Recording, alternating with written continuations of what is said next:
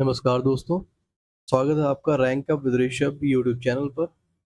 और आज का जो हमारा टॉपिक है वो है केमिकल बॉन्ड्स।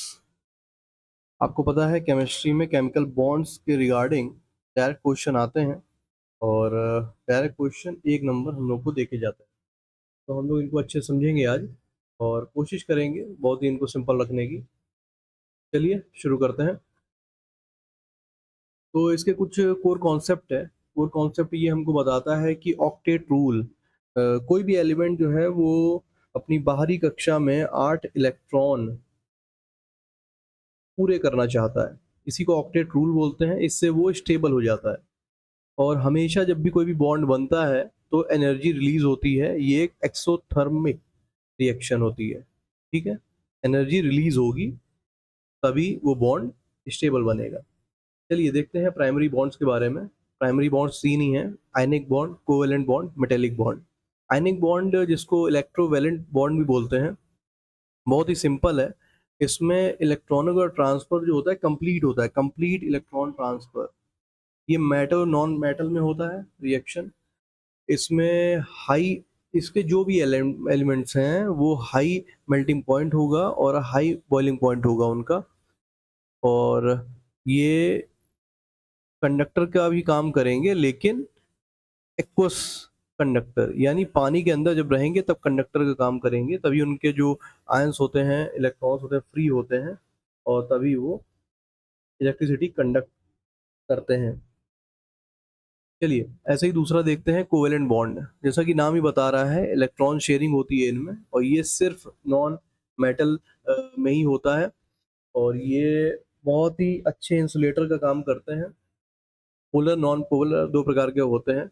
इससे हालांकि हमको इतना नहीं है, लेकिन हाँ ये बहुत ही अच्छे इंसुलेटर होते हैं, ये याद रखना है। नॉन मेटल में ही कोवेलेंट बॉन्ड या इलेक्ट्रॉन शेयरिंग होती है। अब आते हैं मेटेलिक में। मेटेलिक जो है वो सी ऑफ इलेक्ट्रॉन्स। इसमें फ्री इलेक्ट्रॉन बहुत ज़्यादा आपको मिल जाएंगे। इसी कारण फ्री ऑफ इलेक्ट्रॉन बहुत ज़्यादा है, इसीलिए इनकी हाई कंडक्टिविटी रहती है इलेक्ट्रिसिटी की या हीट की।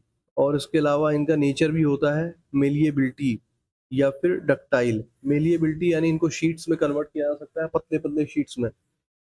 और डक्टाइल यानी इनको लंबे लंबे तारों में भी अ, बनाया जा सकता है, लंबे तार बनाए जा सकते हैं इनके, ये इनके फीचर होते हैं। ठीक है, प्योर मेटल या एलॉयज, ये सब इनमें आते हैं मेटेलिक बॉन्ड्स में। तो ये कोर बॉन्ड्स हो गए, प्राइमरी बॉन्ड्स हो गए। इसके अलावा हमारे सेकेंडरी बॉन्ड्स भी हैं जो कि इंपॉर्टेंट है। हाइड्रोजन बॉन्ड और वैन डर वाल्स फोर्सेस।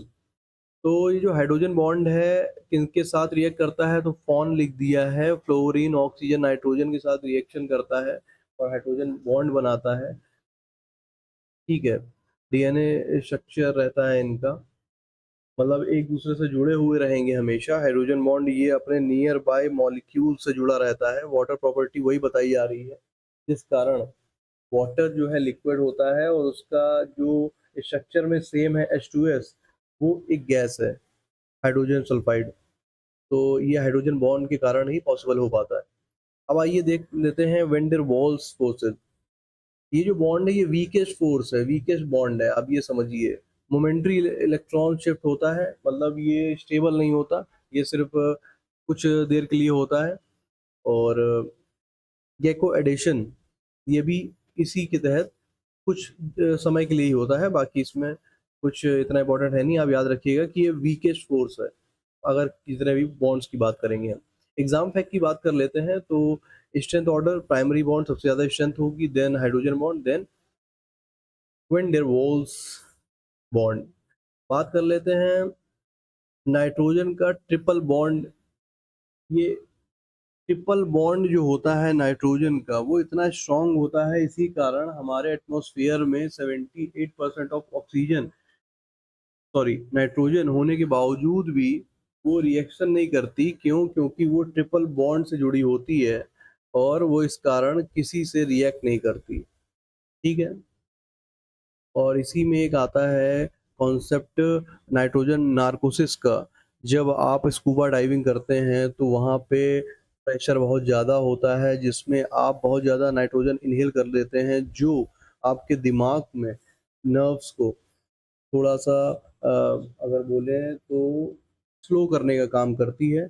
इसीलिए हम हमेशा जो भी ऑक्सीजन सिलेंडर लेके जाते हैं स्कूबा डाइविंग के लिए under water, under pressure water में, तो उसमें हीलियम मिला देते हैं। हीलियम क्या करता है, हीलियम बहुत ही हल्की गैस है, तो वो ये जो स्लोइंग ऑफ नर्व है, ये होने नहीं देता, नाइट्रोजन नार्कोसिस से आपको बचाता है।